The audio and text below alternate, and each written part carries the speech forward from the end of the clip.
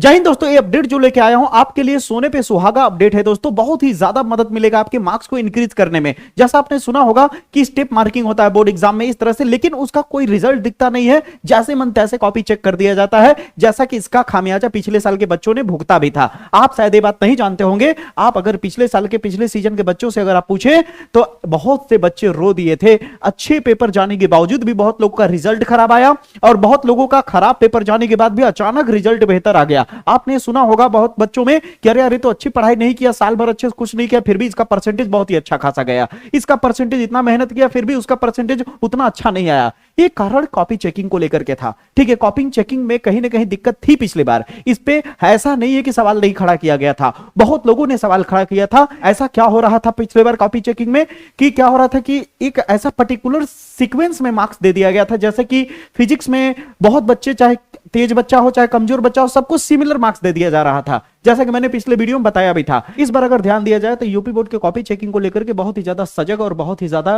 Active है। ठीक है, तो इस बार क्या रूल निकाला गया है ध्यान से समझने की कोशिश करना। वो रूल है जो सीबीएसई बोर्ड में होता है। जैसा कि मैंने बताया कि इस बार बहुत ज्यादा टीचर या मैं हूं या बहुत टीचर ने सीबीएसई और यूपी बोर्ड को कहीं ना कहीं हम लोगों ने दोनों को बीच में रख करके कंपैरिजन किया था, जिसकी वजह से अगर बार बार अगर ध्यान से देखें तो जो अपडेट निकल करके आ रहा है उस सीबीएसई को ही थ्रू बना करके निकल रहा है कि सीबीएसई में ऐसा है इसलिए इस बार से यूपी बोर्ड में भी ऐसा होगा।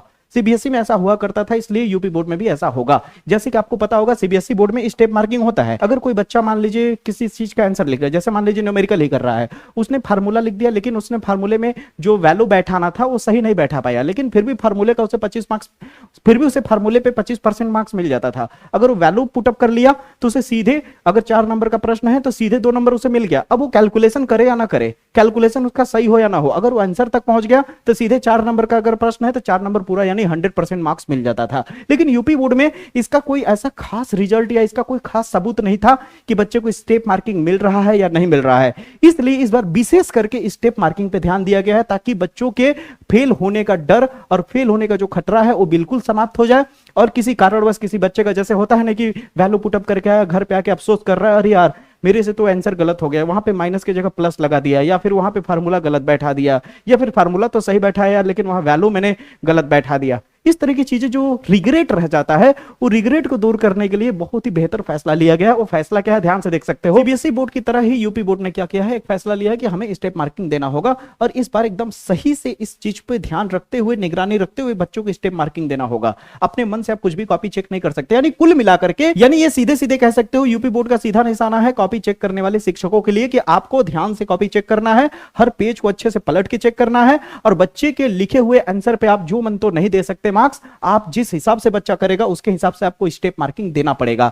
उसका प्रोसेस क्या है आप देख सकते हो। स्टेप मार्किंग का सिस्टम यहां लिखा हुआ है, जैसे कि आपको दिखा देता हूं कि मूल्यांकन का तरीका यह है, जैसे मैं आपको एक एग्जांपल के थ्रू समझाने की कोशिश कर रहा हूं। ठीक है, जैसे मान लो तुमने कोई प्रश्न दूसरे का आंसर देना चाहो, उसमें न्यूमेरिकल है। ठीक है, इस तरह से तुमने न्यूमेरिकल का वैल्यू लिखा, ठीक है, और यहां पे तुमने फार्मूला लगाया, यानी फोर्स यानी बल ज्ञात करना है और यहां पे तुमने फार्मूला लगा दिया। ठीक है, ऐसा नहीं है कि केवल फिजिक्स के न्यूमेरिकल पे है, हर चीज पे, हिंदी हो, इंग्लिश हो, फिजिक्स हो, केमिस्ट्री हो, मैथ हो, बायोलॉजी हो, कुछ भी हो, स्टेप मार्किंग मिलेगा।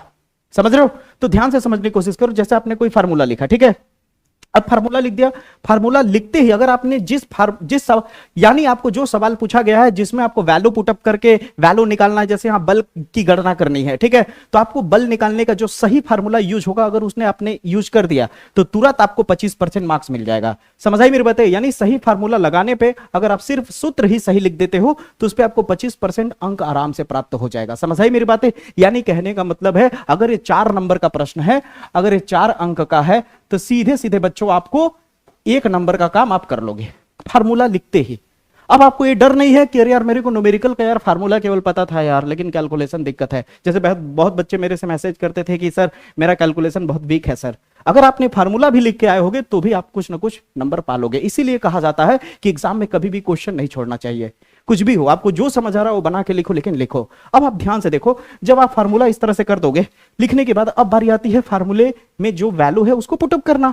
जैसे Q1 का वैल्यू, Q2 का वैल्यू जब यहां पुटअप करोगे तो पुटअप अगर आपने सही किया, यानी आपने मान सही रखा, यानी वैल्यू की पुटिंग, यानी जो वैल्यू पुटअप किया जाता है उस वैल्यू को अगर आपने सही से पुटअप किया तो सीधे सीधे 50% अंक आपको तुरंत मिल जाएगा। यानी आप 2 नंबर कमा लोगे। 4 नंबर में से 50% यानी 2 नंबर। ठीक है, 2 नंबर के आप राजा हो जाओगे केवल फार्मूला लिखना और वैल्यू पुटअप करने पे। ठीक है, इसी तरह से आप केमिस्ट्री समझ लो, इसी तरह से मैथ समझ लो, सब कुछ समझ सकते हो। ठीक है, बस आपको एक एग्जांपल दे रहा हूं मैं। ठीक है, अब यहां पे आप देख लो, गौर से सोचो कि अब ये बहुत बड़ी राहत है कि नहीं। पहले क्या था कि सुनने में तो आता था कि हाँ स्टेप मार्किंग है, लेकिन उसका कोई अता पता ही नहीं रहता था कि कॉपी किस सीक्वेंस में चेक हुई है, एग्जामिनर के मूड के ऊपर है, हाँ इसके राइटिंग ठीक लग रहा है, लग रहा है, हाँ दे दो 2 नंबर, ऐसे करके होता था। लेकिन इस बार विशेष करके सही फैसला लिया गया है कि आपको ध्यान देना पड़ेगा, यूपी बोर्ड के कॉपी चेक करने वाले शिक्षकों को सही से चेक करना होगा इस बार कॉपी। समझ रहे हो, क्योंकि ये आपको लग रहा है कि ऐसे मनगढ़ंत फैसला ले लिया गया है, तो पीछे साल में जो धरना दिया गया, पीछे साल में जितने टीचर ने मेहनत किया, जितने लोगों ने सवाल खड़ा किया, समझ रहे हो, जैसे मेरे भी कई वीडियोस पड़े हुए हैं, आप जाके देख सकते हो। ठीक है, और इस बार आपने खुद ही देखा कि मैं आप लोग के लिए हर समय खड़ा हूं और जितना हो सकता है मैं कर रहा हूं। इतना छोटा चैनल होने के बावजूद भी आप लोग के लिए जितना हो सक रहा पूरा करने की कोशिश कर रहा हूं मैं, ताकि आप लोग के साथ गलत ना होने पाए, क्योंकि हिंदी मीडियम वाले बच्चों के साथ बहुत कम लोग खड़े होते हैं। ठीक है, अभी आप एक चीज नोटिस करो, पेपर खत्म हो गया ना, अभी आपके कई सारे यूट्यूब पे बैचेस निकलेंगे, नीट की तैयारी के लिए, जेई की तैयारी के लिए, ये चीज की तैयारी के लिए, फलाना ढिमकाना, उन सारे टीचर को फोकस करके देखना, ज्यादातर उनका झुकाव सीबीएसई की तरफ होता है। ठीक है, हिंदी मीडियम को ना तो शुरू से फैकल्टी अच्छा मिलता है, ना तो शुरू से गाइडेंस अच्छा मिलता है। बहुत सारे हिंदी मीडियम से अगर अभी जाकर के पूछो कि बाबू अभी क्या करना है, तो कहेगा पापा को खेत में जा रहे हैं खाना देने। उससे पूछोगे आगे क्या करना है, पानी डालना है, खेत में सब्जी में पानी डालना है। भाई उसकी गलती नहीं है ना, उसका परिस्थिति ऐसा है, उसको गाइडेंस ना मोटिवेशन ना कुछ ऐसी चीजें, ना कोई ऐसी व्यवस्था। तो हिंदी मीडियम ना उड़ान बहुत तगड़ा भर सकता है, बस उसे सही चलाने वाला लोग मिल जाए तो। ठीक है, तो भेदभाव तो है ही शिक्षा व्यवस्था में, जैसा मैंने कई बार वीडियो में बोला। ठीक है, अगर इतना ही अच्छा सरकारी स्कूल है, इस तरह ही अच्छा फैकल्टी अच्छे हैं, तो नेता क्यों अपने बच्चों को सरकारी स्कूल में नहीं पढ़ाते? ऑटोमेटिक शिक्षा व्यवस्था सुधर जाएगी।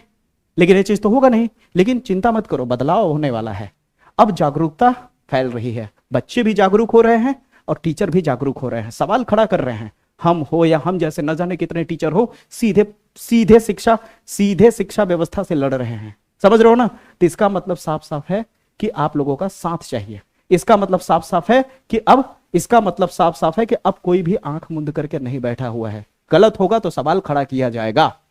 मेरे प्यारे बच्चों, आप लोग के साथ हमेशा हम लोग हैं, याद रखना। बस आप याद रखो कि सही चीज अगर आपके सामने आ रही है तो वीडियो स्क्रॉल मत कर दो, उसे देखो, सुनो, समझो आपके साथ क्या हो रहा है, किस तरह की जनरेशन में आपको किस तरह से सरवाइव करना है, ये सब कुछ हम लोग बता रहे हैं। ठीक है, अब आगे बात करें कि जब आप फार्मूला लगा लोगे, उसके बाद जब आंसर अगर आप सही कर दिए पूरा कंप्लीट, तो आपको 100% मार्क्स मिल जाएगा।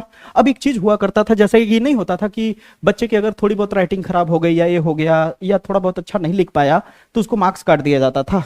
बिल्कुल ये सही है, लेकिन कब मार्क्स काटा जाएगा? अब मार्क्स तब काटा जाएगा जब आपकी कोई चीज समझ नहीं आ रही है, उसको बिल्कुल वो समझ नहीं पा रहा है टीचर के वहां पे क्या लिखा हुआ है, तब आपका मार्क्स काटा जाएगा। समझ रहे हो? अगर आपकी थोड़ी बहुत राइटिंग सही नहीं है, आप थोड़ा अगड़म बगड़म लिख रहे हो, लेकिन हाँ टीचर को पहचान अगर आनी चाहिए, बस टीचर को पता चलना चाहिए कि हाँ तुमने लिखा क्या है, ठीक है, तो आपका मार्क्स नहीं कटेगा। तो इसमें भी डरने वाली बात नहीं है। तो ये जो आपको आज अपडेट दे रहा हूं, ये बहुत ही बेहतरीन चीज है दोस्तों। आपको ये तो सुना होगा, हाँ यार ये बात तो बहुत पहले भी पता था कि क्या कहते हैं, हाँ स्टेप मार्किंग तो होता है। सर जी आपने भी तो कई वीडियो में बोला है कि स्टेप मार्किंग होता है, लेकिन स्टेप मार्किंग का कभी भी आपने पता नहीं लगाया होगा कि किस बिना पे, किस तहत, किस हिसाब से मार्क्स दिया जाएगा। लेकिन ये मार्क्स आप जान लीजिए किस हिसाब से दिया जाएगा। ठीक है, पिछले समय में अगर देखा जाए तो स्टेप बस नाम का था कि हाँ स्टेप मार्किंग है, लेकिन कोई मतलब नहीं, जिसका जितना मर्जी जहां मर्क कर दिया, जितना मार्क्स काटने का काट दिया टीचर। लेकिन अब रूल है कि अगर आपका फार्मूला सही है, पूरा नीचे गलत है, फिर भी उसको मार्क्स देना ही पड़ेगा। ऐसा नहीं कि हाँ कुछ नहीं लिखा है बच्चा, न्यूमेरिकल था, फार्मूला लिख के छोड़ दिया, मार्क्स पूरा काट के 0 कर दो, ऐसा नहीं होने वाला है इस बार। समझ आई मेरी बातें? तो ये बड़ी खुशखबरी है आपके लिए, बहुत ही अच्छी नॉलेज लेकर के आ रहा हूं। आप बस बने रहो, इस चैनल को सपोर्ट करो। ठीक है, इस तरह की लगातार वीडियो आती रहेंगी। ऐसा नहीं है कि पेपर खत्म हो गया तो मैं आपको भूल गया, साथ हमेशा रहेगा। मैंने बोला ना कि आप अगर मेरा इतना सपोर्ट करके इस चैनल को यहां तक लाए हो, तो ऐसा नहीं है कि मैं साथ छोड़ूंगा, साथ नहीं छोड़ूंगा, हाथ भी नहीं छोड़ूंगा। जय हिंद, जय भारत।